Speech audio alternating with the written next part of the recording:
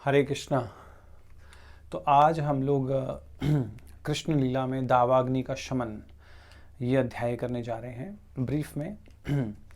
तो इस दावाग्नि का पान से पहले इस अध्याय में इतिहास का वर्णन है जो हमने पिछले अध्याय में किया था कि भगवान ने जो कालिया दमन किया था उसके इतिहास का वर्णन है, और लास्ट पार्ट में थोड़ा सा इस लीला के बारे में वर्णन है। लेकिन इस लीला से शिक्षा बहुत बड़ी है दावाग्नि से, क्योंकि दावाग्नि का यहाँ पर अर्थ है कि भक्तों के बीच में लड़ाइयाँ होनी, डिफरेंसेस होने, वैष्णवों के बीच में। भक्ति विनोद ठाकुर लिखते हैं कि असल में इस अग्नि को बुझाना बहुत आवश्यक है, नहीं तो बड़े बड़े अपराध हो जाएंगे। क्योंकि हमें लगता है कि सिर्फ मेरे ही गुरु जो हैं उसके जो शिष्य हैं या मेरे संप्रदाय के अधीन जो भक्त हैं वही भक्त हैं, बाकी बाहर कोई नहीं है। तो इस प्रकार की जो ये मानसिकता है ये गंदी मानसिकता है, और इस मानसिकता से बाहर आना पड़ेगा कि ऐसा नहीं कि सिर्फ हमारे गुरु के ही शिष्य जो हैं भक्त हैं, बाकी नहीं है। बाकी संप्रदायों में बाकी गुरुओं के भी शिष्य जो हैं शुद्ध भक्त हो सकते हैं, और उनसे भी मैत्री बनानी पड़ेगी। अब मैत्री रखनी चाहिए, उनके प्रति कोई द्वेष या कलेश नहीं रखना चाहिए। तो ये जो दावाग्नि है इस चीज़ का सूचक है, और भगवान कृष्ण ने इस अग्नि का पान किया था। तो इससे पहले देख लेते हैं कि असल में शुकदेव गोस्वामी से परीक्षित महाराज ने पूछा कि ये कालिया जो नाग था ये अपना जो नागालय द्वीप था ये छोड़कर क्यों आ गया।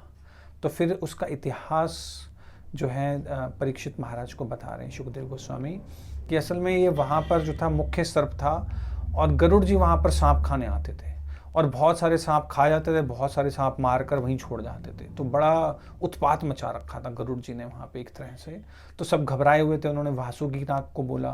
तो वासुकी नाग ने ब्रह्मा जी को कहा, तो ब्रह्मा जी ने गरुड़ जी को समझाया और एक व्यवस्था कर दी कि भाई ये अमावस्या के दिन आपको कुछ सांप दे देंगे, आप उस बलि के रूप में स्वीकार करिए और संतुष्ट रहिए। तो गरुड़ जी ने कहा चलो ठीक है।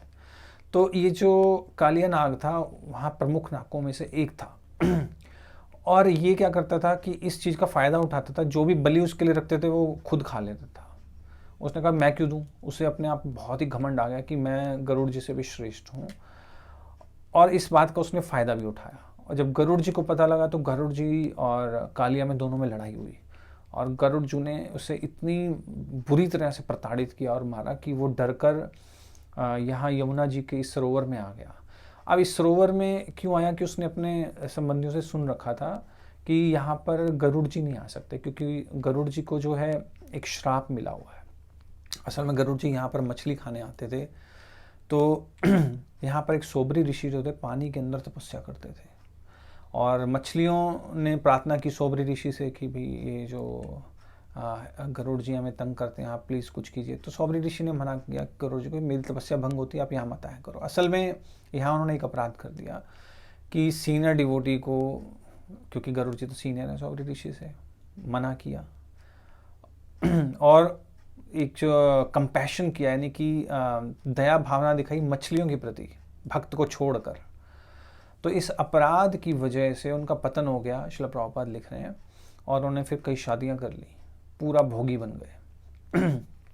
और फिर जाते जाते भी जब गरुड़ जी ने मछली ले ली तो सोबरी ऋषि ने श्राप दे दिया कि आगे से अगर आप आए तो आपकी मृत्यु हो जाएगी। चाहे गरुड़ जी को कोई श्राप नहीं लग सकता, लेकिन उन्होंने स्वीकार कर लिया कि चलो ठीक है।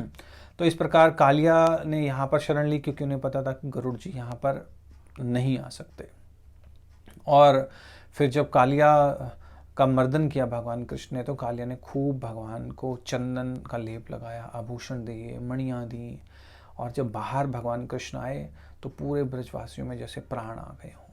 और बलराम जी तो हंसी रहे थे, उन्होंने कहा चलो ठीक है, बहुत अच्छा किया, तुम जो भी करते हो अच्छा करते हो। और नंद महाराज ने जो था ब्राह्मणों से आशीर्वाद लिया, फिर ब्राह्मणों को बहुत सारा दान दिया, गायें दान में दी, सोने के आभूषण दान में दिए, और ये करते करते शाम हो गई वहाँ पर।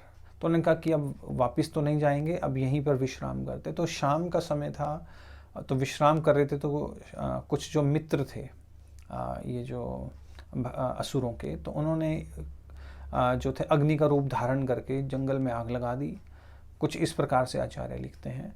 और सभी जो थे ब्रजवासी उन्होंने त्राही माम करने लगे, और उन्होंने कहा कि कृष्ण आप हमें बचाइए, हमारी रक्षा कीजिए।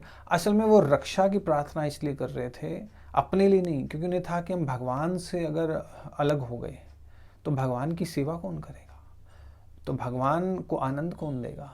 तो भगवान के लिए ही वो भगवान से अपनी रक्षा की प्रार्थना करते, क्योंकि ब्रजवासियों में स्वार्थ भावना नहीं है। तो भगवान ने जब देखा तो भगवान तो कुछ भी कर सकते हैं, तो वो विचार करने लगे कि किस प्रकार से मैं इनके आनंद का वर्धन करूं और इस अग्नि से भी बचाऊं। तो उन्होंने पूरी जो दावाग्नि थी उसका पान कर लिया और जो ब्रजवासी थे उन्हें संतुष्ट किया। तो इस प्रकार से ये लीला थी। हरे कृष्ण। शिल प्रभुपाद।